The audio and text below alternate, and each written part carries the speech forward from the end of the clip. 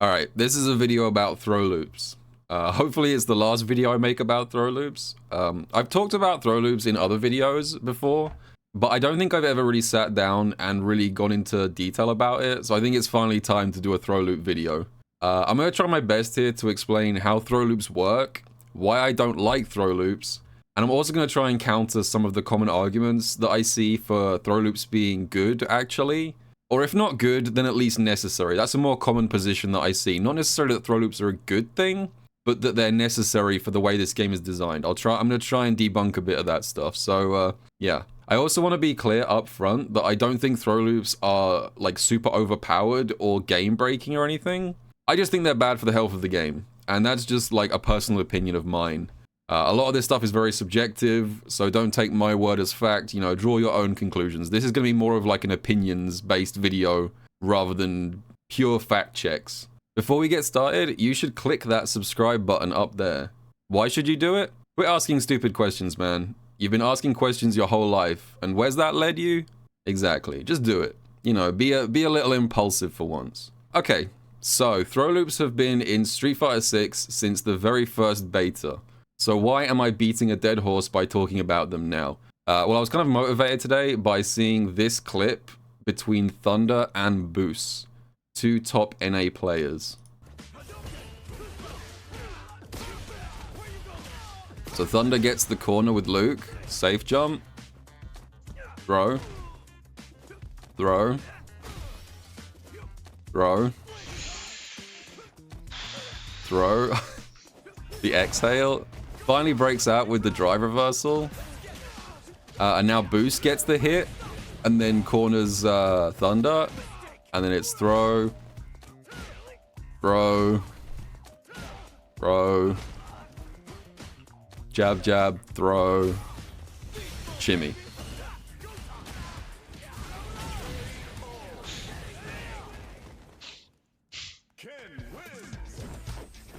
Street Fighter 6. Oh my god. I love just the disapproving, like, breathing out noises. Just the disbelief. Incredible meta gameplay. Yeah. So this is a pretty good showcase of, like, the throw loops, where we're at right now with throw loops. I'm going to do a quick rundown just to catch everyone up to speed so that we're all on the same page here. What is a throw loop? Very quickly. I'm going to give a simple explanation and then might get into more detail with, like, edge cases as we progress. But a throw loop is something that looks like this. This is a throw loop. It's a situation where you land a throw and then you follow it up with a meaty throw. And it might not look like a big deal, but it is an extremely core part of this game. And there's basically like two main outcomes from a throw loop, really. Either your opponent blocks expecting you to do a meaty and you just keep looping them, or if you read that your opponent is going to try and tech, you can shimmy them and kill them, basically. So the other side of the throw loop is baiting the throw.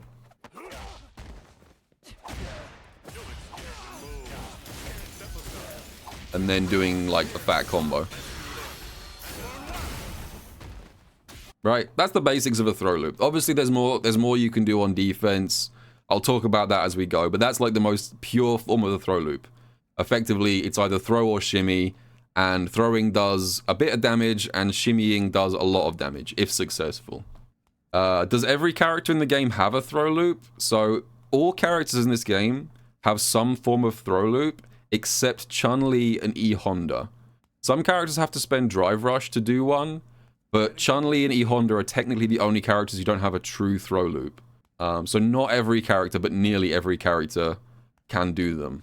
Okay, so first up, why do I personally hate throw loops? Let me break down my feelings in an easily consumable bullet-pointed list for you guys. So, number one, throw loops are not fun.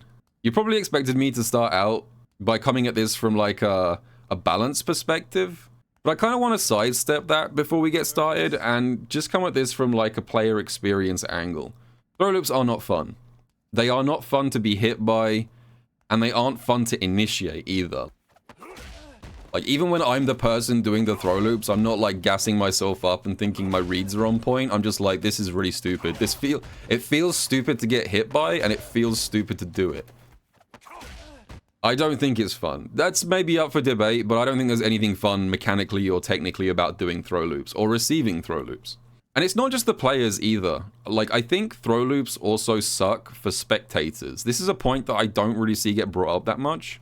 You guys got to keep in mind that competitive events that are supported by Capcom are not just there for entertainment's sake. They are meant to be a commercial for the game. The whole reason that the Capcom Pro Tour exists, pretty much, is so that Capcom can sell more copies of Street Fighter 6. Ultimately, at its core, it is a marketing event. And if you're someone who wandered into a CPT stream thinking, this game looks kind of interesting, should I buy Street Fighter 6? Like, what are you going to think if the very first thing you see at pro-level gameplay is this? Like, is this the way that you want to advertise your game? Just purely on, like, a visual level? Is this really the best sales pitch that we can do for this game's appeal as a competitive game? So I want to just start from that angle. Before we even talk about the mechanical aspects of throw loops, I just think visually, from a fun perspective and also from a spectator perspective, I just think they're not fun. So we'll start with that. And I'm going to move on to number 2. Throw loops are too easy. So another thing I don't like about throw loops is that mechanically, there is no complexity going on here. Whether you've got 10,000 hours in Street Fighter 6, or you literally just picked up the game yesterday, I could train you how to throw loop and shimmy, and you'd probably be able to pick it up within like an hour. Even if you've never played a fighting game before, I could teach you to do throw, walk up, throw, walk up, throw. I really don't like in fighting games when something so easy to pick up and so simple can be so powerful at all levels of play. So that's another reason I don't like them. I just think, like, from a technical perspective, from a mechanical perspective, they're just too easy to get going. And number 3, and this is probably my single biggest complaint about throw loops in this game, throw loops do not have enough counterplay. Throw loops in their current form. Let's talk about the counterplay options that are available to you. So let's look at it from the defensive side. I'm gonna pick Manon, and I'll pick Ryu. Okay. So I've set up, like, Ryu's basic throw loop here. This is Ryu does throw, whiff, jab, throw. This is Ryu's version of the throw loop, okay? He's got a really good throw loop. So let's say that I'm in this situation as a Manon player. Let's say that my third eye is open, and I, as the Manon player, am 10,000% sure that my opponent is going to go for a throw loop here. How can I punish the opponent with this information? If I have the hard read that I'm sure my opponent is going to go for a throw loop, how do I punish it? And I want to stress that teching the throw is not a punish. If I just tech here, we go back to neutral and I'm still cornered. I'm still in a really bad situation here. This is not a counter. This is just like a return to neutral. I'm talking specifically if I want to actually damage my opponent as a punish. And a couple people in chat are saying backdash. Manon is only +1 after backdash here. A lot of people don't know this, but backdashes are not a universal punish against throw loops in this game. She is only +1 here. And by the way, before someone says you intentionally picked a character with a bad backdash, Aki has a good backdash. Aki has one of the faster backdashes in the game. And you know what? If she backdashes here, she's only +3. She can't punish this either, because this, I specifically picked this Ryu throw loop, is not only a throw loop, it's a meaty throw loop. And that means that the throw is being done as a meaty, and even if you have a very fast backdash, you cannot punish this on a backdash. You are only +3 here, and you need to be +4 at a minimum. It's not universal. Backdash frames are too variable across the cast, and even if you have a fast backdash, quite a lot of characters have ways of doing a meaty throw that leaves you +3. If we take backdash out of the equation, the only options we have here are, there's 2 things basically you can do here. Number 1, you can drive reversal. That will punish a meaty throw. You can drive reversal, but I did say at the start, I was specifically talking about actually punishing this thing, and drive reversals do 0 damage. They do a bit of grey damage, but this is not guaranteed damage, and they're very risky as well. This costs me 2 bars of drive in exchange for a bit of grey damage and a knockdown, which this could get you out of the situation, but I really do not think this is like good enough to qualify as like a counter. So that I don't really consider that to be a punish in that sense. So now that we've got rid of drive reversal as an option, the only thing Manon can really do here is this. Wake up super. And the fact that you have to commit to a super as like literally the only damaging option in the entire game for this read is, I think, not good design, because two reasons. Number one, you don't necessarily always have super.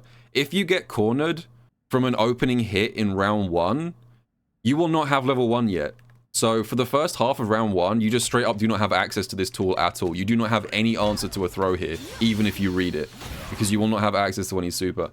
And number two, and this is maybe less obvious until you get to like higher levels of play, but you can make a strong argument that getting hit by wake up super here is actually beneficial for the person doing the throw loop. So let's say I'm the aggressor here, and I'm bullying Ryu in the corner, I land a hit, I get a knockdown, and then I start going for throw loops, like this. And let's say that I land like maybe 2 throws, I'm gonna save a state, and then my opponent decides to hard read the next one and go for wake up super. Even if this happens and this super hits me, consider the situation that you're in afterwards, right? I've taken, what, 2,000 damage, and in exchange, my opponent has lost a bar of super, and super is so important in this game. Especially considering that if it's round 1, Ryu would now have 0 bars of super and be helpless if he goes into burnout. So by spending that level 1, Ryu has now put himself in a position where he cannot go into burnout, or he'll probably instantly lose the round. And point number 2, he's not going to get access to level 3 until much later in the game now. That level 1 right there might have screwed your chances of winning the entire set, because it's going to delay your access to level 3. And level 3s in this game are insanely good at swinging momentum. So a lot of the time, even when I guess wrong and I get hit by my opponent's wake up super, I'm just like, oh, that's fine. I'll take 2,000 damage to subtract a bar of super from my opponent for later in the round. So even the main like invincible option that beats throw loops, in a lot of ways it doesn't beat throw loops, or in the grand scheme of things, it doesn't necessarily actually help you that much. Okay, so there's also a few character-specific options that can hard punish throw attempts, and I don't think it's a coincidence that most of the characters that have access to these tools are some of the strongest characters in the game. So I talked about this in a recent video, but I think it bears repeating. Cammy is one of the very few characters in this game where if you read a throw, she can actually really hard punish you for it by doing instant air EX dive kick into whatever. Instant EX dive kick is, in my opinion, the single best move in the game for hard countering throws. And I think it's no surprise that Cammy is also considered one of the best characters right now. I'm not saying it's exclusively because of this. She has a million strong tools, but I think this, as a defensive option, is insanely powerful in this game. When throw loops are nearly universal, being able to just say fuck you and punish your opponent, when Manon on the other end of the spectrum is just helpless in this situation, is massive. Okay, so like that's kind of why I don't like throw loops. That's kind of my explanation, but now I'm going to kind of flip the script a bit, and I'm going to respond to some common defenses or justifications for throw loops that I've seen people make. So we're going to start with number 1.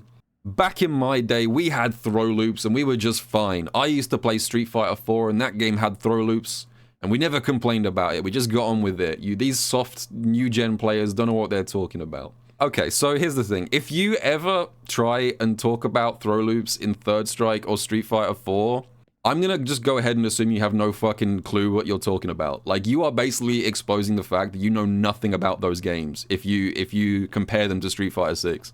Because here's the thing. Third Strike and Street Fighter 4 both have extremely powerful defensive options to deal with throws. So in Third Strike, for example, there is an option select you can do. I think the input is like down and then micro delay LP plus LK. And that option select on wake up, if I remember rightly, if your opponent does a meaty low, you'll low parry them. If your opponent does a throw, you'll tech it. And if your opponent walks backwards to try and shimmy you, you'll do crouch jab. And on top of that, Third Strike has 6 frames of throw protection on wake up as like a core mechanic. You are throw invulnerable when you get up, making it very, very difficult to throw loop in that game. And similarly, Street Fighter 4 also. Street Fighter 4 has crouch tech. If you don't know what crouch tech is, it doesn't exist in 5 and 6. But in Street Fighter 4, if you press down, back, and throw, you would get a crouch light kick. In this game, you get a throw. Yeah, crouch tech was easy, it was baby's first OS, and it was extremely powerful. So if you just woke up with down, back, throw in Street Fighter 4, you would crouch light kick if they shimmied, and you would tech the throw if they threw. Street Fighter 4 also had meterless DPs that were fully invincible. You did not need to spend any bar for a true reversal.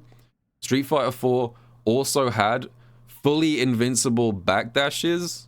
And Street Fighter 4 had variable wake-up timings. You could do delayed wake-up. So anytime someone tries to imply that the defensive options in 3 and 4 are somehow like comparable to 6, they don't know what the hell they're talking about. That's just such a dumb argument. But I do see it a lot. Justification for throw loops number 2. Okay, so this is another really common one that I see. And you guys have probably seen this a million times too. It's when people say this. Throw loops are necessary because otherwise perfect parry would be too strong and it would need to be changed. Have you guys seen that? You guys must have seen that. My response to that is this. Okay. So, that's just how balance works. I don't know. I don't even really understand what they're saying when they say that. Like, I agree. If throw loops are removed, perfect parry probably would need to be adjusted to compensate for that fact. But like, why is that an impossibility? I don't really get that one. You know, that's just a standard part of game design. Usually, if you change one thing, it can have knock-on consequences, and then you need to tweak other things to sort of adjust and account for it. That is just standard game design. So my response to people who say that, like, that perfect parry would need to be nerfed is just like, yeah, it probably would, but that's fine. I don't see the issue. Also, I think it's worth mentioning that, like I said earlier, Chun-Li does not have a throw loop. When she does throw, walk up, throw, this is actually not real. And in Season 1, she didn't have a throw loop either. And in Season 1, a lot of people had her in top tier. And even in Season 2, I think she's fallen down a little bit, but I think most people would agree she's definitely in the top half of the cast, right? A conservative estimate, she's one of the better characters.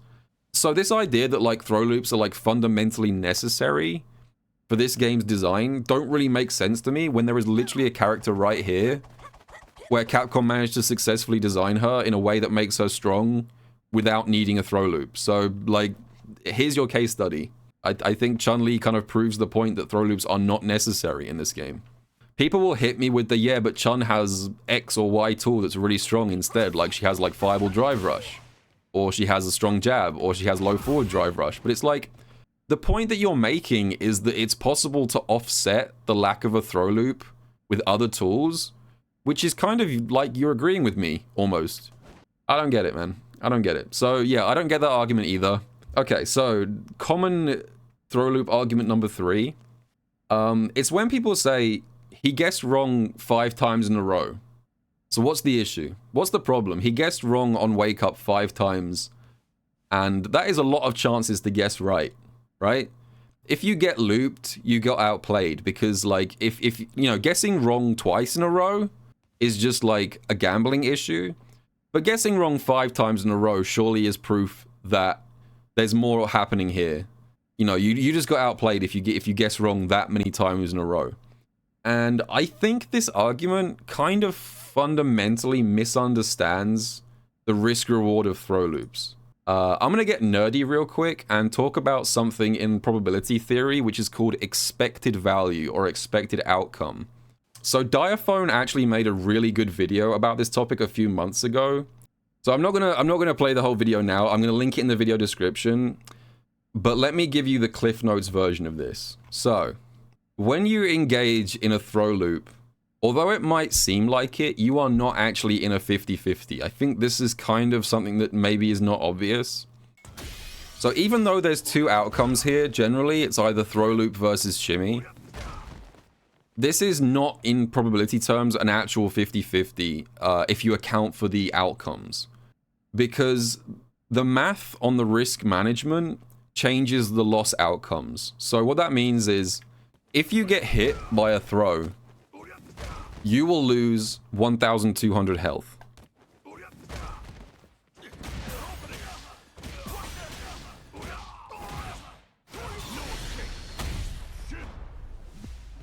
So, if you guess wrong, and you attempt the shimmy on the other side, you could lose 60% of your health or more. It depends a bit on the characters, but almost everyone can meter dump here and do a shitload of damage. This means that from a risk management perspective, as long as you have the health to spare it, allowing yourself to get thrown is significantly less risky than attempting a tech. Like, this is the basic sort of risk-reward of a throw loop.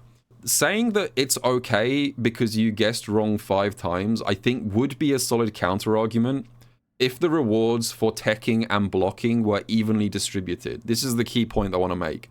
If there was no difference in outcome between a throw and a shimmy in terms of reward and damage, then you would have a point. It would be just a straight up 50-50. It would be a coin flip with the same outcome on both sides. You are heavily incentivized to let yourself get thrown, and that's how throw loops happen.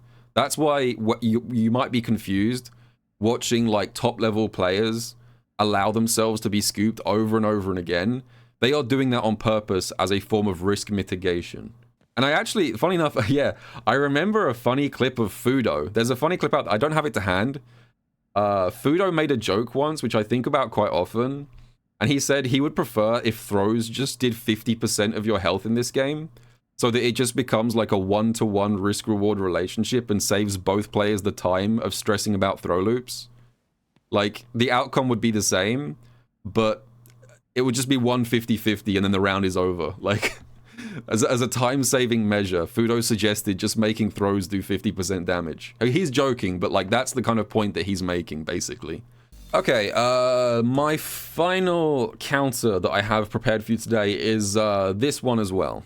And this, again, probably ties in pretty well with the first clip, because a lot of people will say, isn't the real issue not the throw loop, but the corner carry? And I think this is actually a genuinely good counter-argument. This one I actually put a lot of faith in. Like, I believe this is probably the strongest pro-throw loop argument that I see. So if I kind of ignored it at the time, but if we consider how this all started before the throw loops even began, we were in neutral, we were in the middle of the stage, a drive rush crouch jab hits, and then the combo takes you all the way to the corner, and you get a safe jump, and that's how the loop begins. And the same happens in reverse as well. When Boost gets his throw loop started, it starts from a crouch medium kick from here, in his own half of the stage, and in a basic drive rush combo, instantly corners on the other side.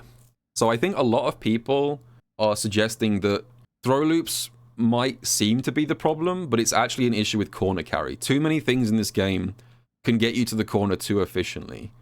And like I said, I think this is probably the strongest argument I see out of all the ones that I actually see. And it is true, a big part of why throw loops can be so overwhelming is how easy it can be for some characters to get you into that position in the first place. You know, Ken is definitely one of the biggest offenders. Like, I think one of the reasons why Ken has consistently stayed strong across 2.5 years of this game is his corner carry. This constantly having to, like, cancel into and out of run feels really weird to me, but there we go. And that's a meaty jab that's +1. Don't ask me why that's the case. But, so, like, the fact that you can do almost the entire stage off like low forward drive rush, I do think that is a bit excessive. So yeah, you could definitely make the case that some characters need their corner carry toned down, which would help to like offset the strength of throw loops. But I think for me, I still think that it's just easier and more straightforward to go with what's tried and tested. And what I mean by that is Street Fighter V. Street Fighter V had throw loops, they sucked, everyone hated them, Capcom removed them, and then adjusted characters to compensate for that fact, and the game instantly improved competitively by about 1 million times. Like, I don't understand why we've gone down the same track twice, we've seen this episode before. We've done this before. Maybe if you've only started with Street Fighter 6, you don't have the memory of this. But Street Fighter 5 literally started out with throw loops, and they got rid of them, and the game improved massively as a result. We've seen it happen.